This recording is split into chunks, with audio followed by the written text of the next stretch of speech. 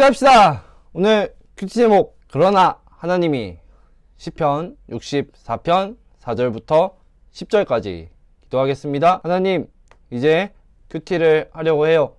짧은 시간이지만 이 시간만큼은 하나님만 생각하고 하나님 말씀에만 집중하게 해주세요. 말씀이 저희의 마음에 새겨지는 시간이 되게 해주세요.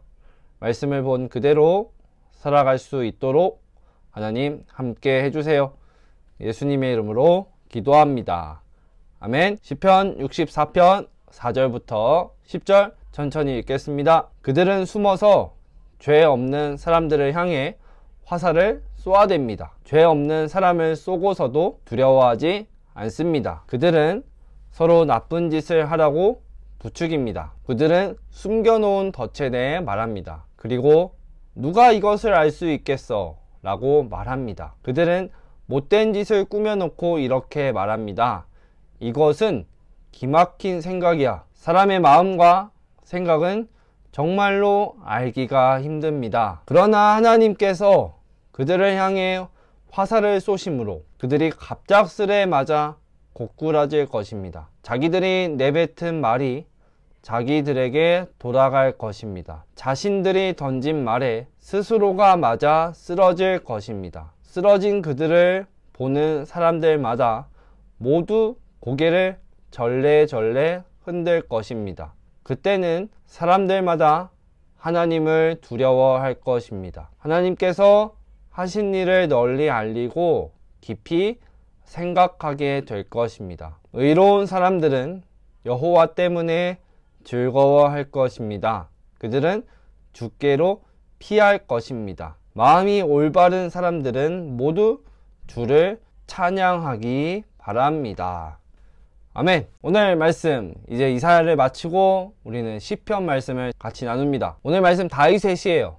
다윗이 자신의 마음을 하나님께 고백한 시입니다. 시만 보아도 다윗이 좀 힘든 모습인 것 같아요. 그 힘든 마음을 다윗은 지금 하나님께 이야기하고 있어요. 다윗이 말한 것처럼 이 세상을 봐도 그래요. 나쁜 사람들은, 잘못을 하고 죄를 짓는 사람들은 자기들이 잘못한 것, 범죄, 죄를 지은 것을 사람들에게 들키지만 않으면 된다고 생각하고, 그리고 아무도 모를 것이다 라고 생각을 합니다. 왜냐? 안 들키니까, 걸리지 않으니까 계속해서 죄를 짓고 범죄를 저지르는 거예요. 그런데 사람은 잠깐 속일 수 있으나 하나님은 절대 못 속입니다. 다 보고 계셔요. 그리고 하나님은 어떻게 하시는가? 질문을 통해서 봅시다. 죄를 짓고 깨닫지 못하는 나쁜 사람들은 결국 어떻게 되나요?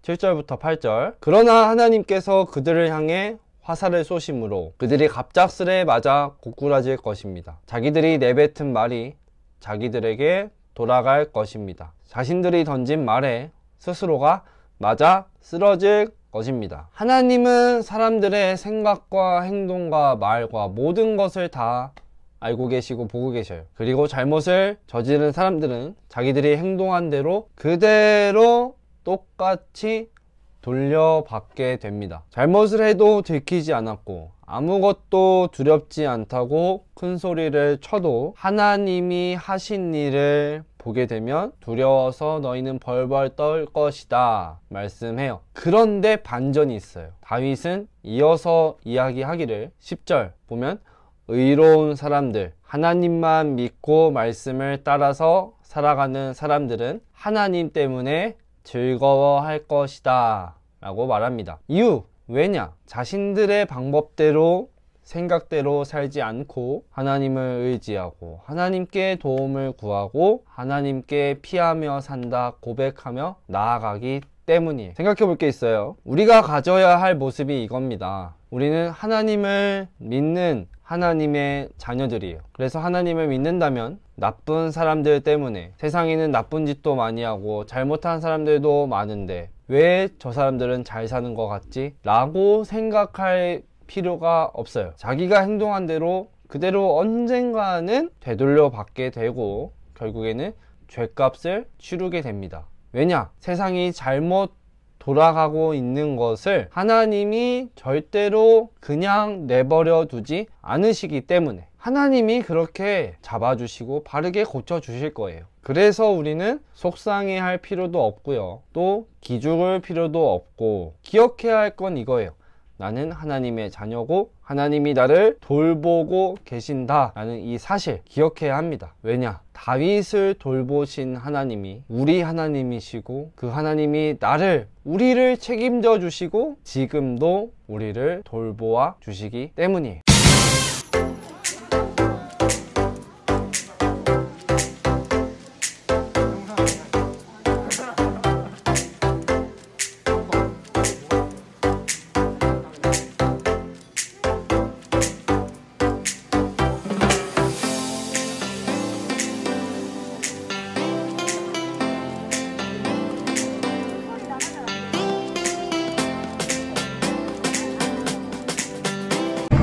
안 돼!